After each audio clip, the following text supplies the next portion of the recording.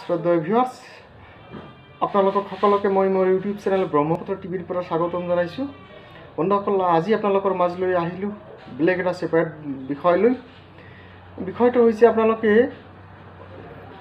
কিবা কিবি খাইছে বজাৰৰ পৰা, খোৱাৰ লগত কিন্তু আপুনি ভাবিছে কিবা এটা খালোঁ, সেইটো নহয়, আপুনি খালে বিষ। কেৱল বিষ নহয়, এইটো খাদ্যৰ নামত খাইছে আপুনি বৰ বিষ। এই বিষজাতীয় খাদ্য আপোনালোকে কেনেকৈ খাইছে আপোনালোকে হয়তো সহজতে বিশ্বাস কৰিব নোৱাৰিব, কিন্তু যেতিয়া আপোনালোকে প্ৰমাণ সহকাৰে পাব, বস্তুটো গম পাব, তেতিয়া আপোনালোকে ভাবিব যে সঁচাই আপোনালোকে খাদ্যৰ নামত আপোনালোকে বৰবিষ খাই আছে। আপোনালোকে কেনেকৈ খাই আছে ভিতৰত চাওক। বন্ধুসকল, ভিতৰত কি আছে?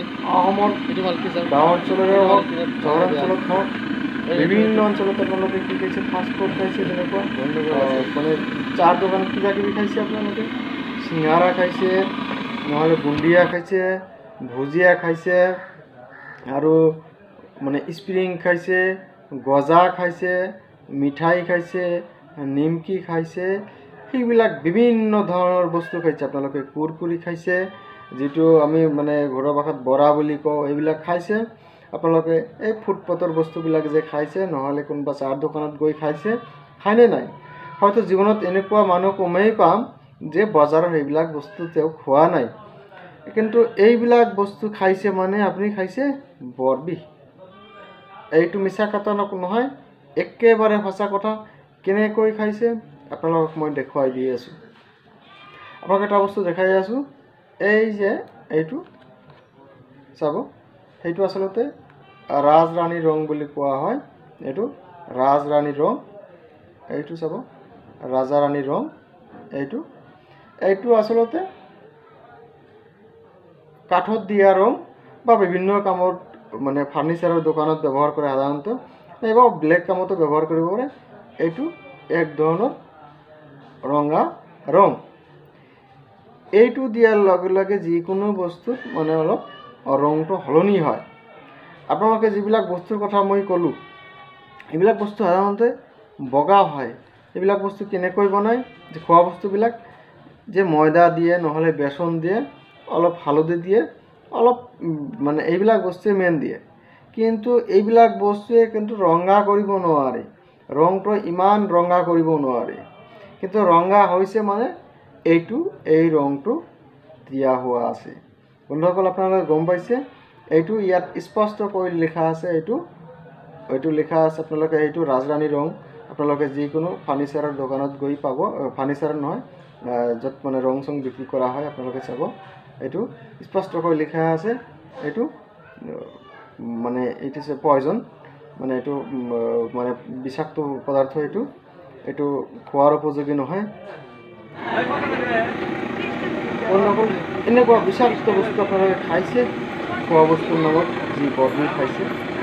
ইয়াৰ কাৰণটো এনেকৈ বিষ মানে খোৱাৰ ফলত আপোনালোকৰ শৰীৰত কি হ'ব পাৰে? সেইটো মিছা কথা নহয়, একেবাৰে সঁচা কথা। যে আপোনালোকৰ সচৰাচৰ মানুহৰ মানে ইমান গেছৰ প্ৰব্লেম হৈছে, পেটত বদহজম হৈছে, নহ'লে ছালৰ বেমাৰ হৈছে, কেঞ্চাৰ হৈছে, এইবিলাক কিয় হৈছে? এই খাদ্যৰ নামত যিবিলাক আমি বৰবিষ খাইছোঁ,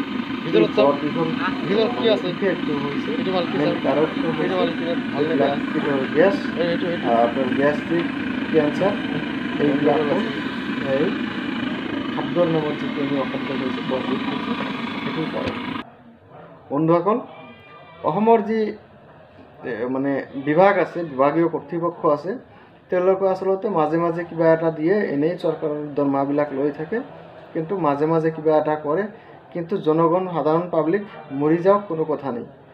এনেকুৱাকৈ মানে মই কৈছোঁ যে মই গুৱাহাটীৰ আপৰ ফালে নাযাওঁ, কিন্তু গুৱাহাটীৰ পৰা আৰম্ভ কৰি ধুবুৰীলৈকে এইখিনি গ্ৰাম অঞ্চলত যিখিনি বস্তু আছে, যিখিনি সৰু সৰু দোকানদাৰ আছে, মানে চুকে কোণে যিবিলাক দোকানদাৰ আছে, সেইবিলাক দোকানদাৰৰ এনেকুৱা বস্তু যেতিয়া আপোনালোকে খায়, মানে এনেকুৱা দোকানদাৰ নাই যে তাত মানে এই বস্তুটো দিয়া নাই খাদ্যৰ নামত, মানে যিটো আপোনাৰ এই ৰাজধানী ৰংটো দিয়া নাই। আপোনালোকে ফাষ্টফুড খাই ক'তবা যায়, মানে বৰা খায়, কুৰকুৰি খায়, ঘুগনি খায়, এইবিলাকৰ লগত এই বস্তুটো দিয়া আছে। এই ৰাজধানী ৰং ইমান ভয়ংকৰ। আপোনালোকে গম পালে কথাটো। সেয়ে কৈছোঁ বন্ধুসকল, আপোনালোকে এইবিলাক বস্তু বৰ্জন কৰক, বৰ্জন কৰাৰ চেষ্টা কৰক। আৰু অসমৰ যি বিভাগ আছে, খাদ্য সুৰক্ষা বিভাগ আছে, সেই বিভাগটোৱে অলপ জাগি উঠক আৰু মানুহক মানে এই মাৰাত্মক বেমাৰৰ পৰা মানে ৰক্ষা কৰক। এইটো হ'ল এক ধৰণৰ শ্ল' পয়জন। এইটো শ্ল' পয়জন মানে এই পয়জনটো মানে আজি খালে আজি মানুহ মৰি নাযায়, হয়তো পিছত 10 দিন মানে 1 বছৰ 2 বছৰ পিছত এনেকুৱা মানুহৰ মানে ইফেক্ট কৰিব পেটত, মানে এইটো ক'ব নোৱাৰি। সেইকাৰণে আজিকালি মানে পেটৰ ইমান বেমাৰ হৈ আছে, কেঞ্চাৰ পৰ্যন্ত হৈ আছে, কোনো মেডিচিনে কাম নকৰা হৈছে। গতিকে মানে আজিলৈ ইমানেই ৰাখিলোঁ। আপোনালোকে এই বজাৰৰ পৰা এইবিলাক বস্তু আপোনালোকে খোৱা বোৱা নকৰিব। এইটো সহজ কথা কৈ দিলোঁ। আৰু খোৱাৰ যিটো কাৰণ, এইটো হ'বই পাৰে, মানে এনেকুৱা হ'ব পাৰে। এইটো আপোনাৰ কথা যদি কোনোবাই আৰু বিশ্বাস নহ'ব পাৰে, আমিতো নিজে চকুৰে দেখা বস্তু মানে জানো যে সৰু এটা দোকান আছে, সেই দোকানত মানে এই ৰাজৰাণী ৰংটো মানে 100 পেকেট 200 পেকেট আছে। এই 200 পেকেট কোনে লয়? সেই মানে দোকানীবিলাক লয়, সৰু সুৰা মানে যি কুৰকুৰিৰ ব্যৱসায় কৰে, মানে মানে সৰু সুৰা এই খাদ্য বস্তু বিক্ৰী কৰে, তেওঁলোকে লয়।